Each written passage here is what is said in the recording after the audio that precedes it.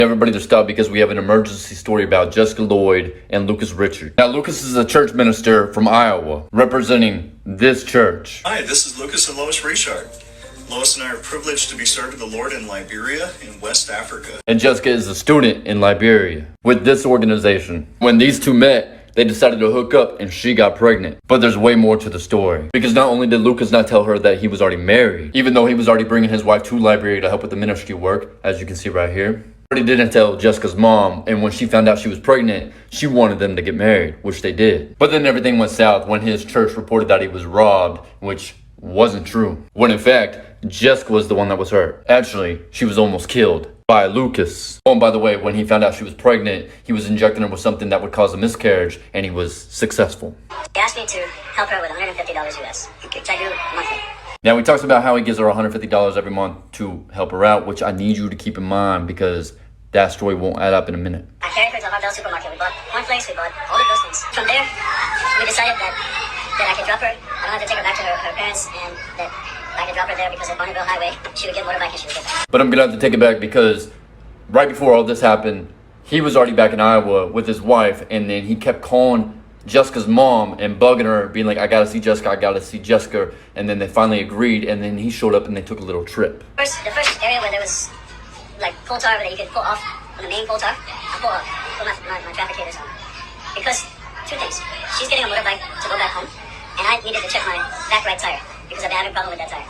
And I could feel when I was driving that something was not correct. So while she was waiting for motorbike, standing on the coal tar, I'm down there literally trying to jack up my thing. He's not mentioning is when Jessica got in the car, she was questioning why he had a knife because why do you have a knife? And he was like, well, it's just in case I run into an animal or a snake or something like that. She's standing on the side of the coal tar, and I'm standing there doing this with the jack thing. And next thing I know, a motorbike comes out of nowhere and hits her, and she goes into a ditch because right after this coal tar is like a little extra coal tar on the side of the coal tar. Right after that is just a big ditch. Okay. The motorbike hit her. She fell backwards and rolled into that ditch.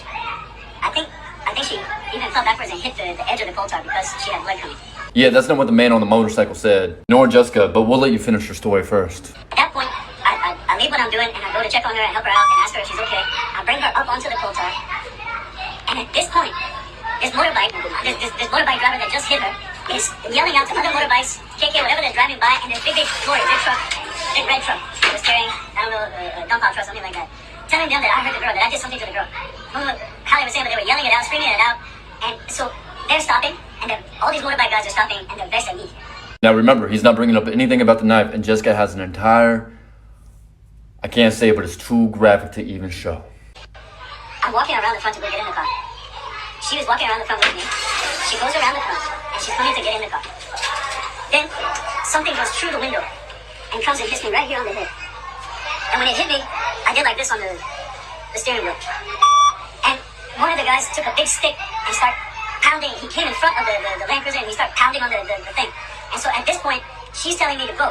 She would be okay as me then one because they think they're probably going to get money from me. Now you know about that $150 I told you to remember? Listen up. I had $400 US in my pocket.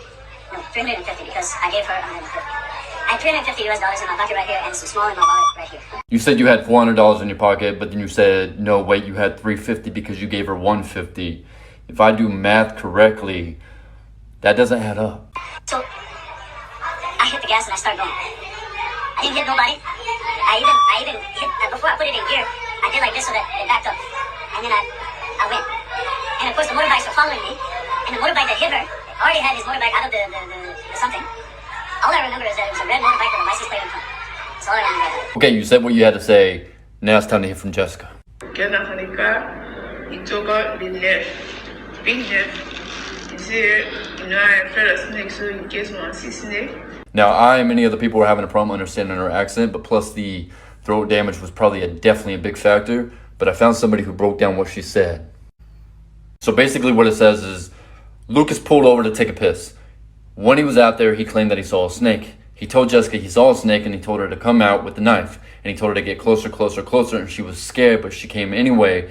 Once she got to him, she took the knife from him, bashed her on the back of the head and her throat. That's when the man on the bike showed up and handed Lucas, and then he called the rest of his crew to show up, and then Lucas ran away. You met the women, or you open the car, turn again, they go out and slaughter again. This is what he had to say. At the time, what you talking about when you saw the men. You was what again trying to. The men want to get him. I said, the men want to get him. It's slaughtering again. My war standing there. You want more about men up here, right?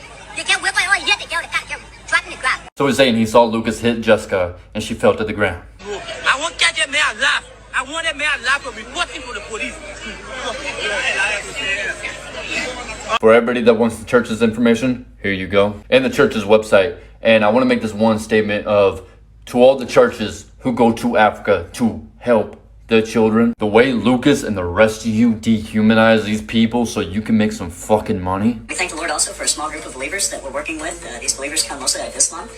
Most of them are illiterate, and so we're teaching them English as we teach through the Bible. They don't need your language or your fucking Bible. So stop using African children just to make some fucking money. And if you want to talk about the history of Christianity in that fucking continent, then you're gonna have a long fucking day. My name's Eric Stone. Doses.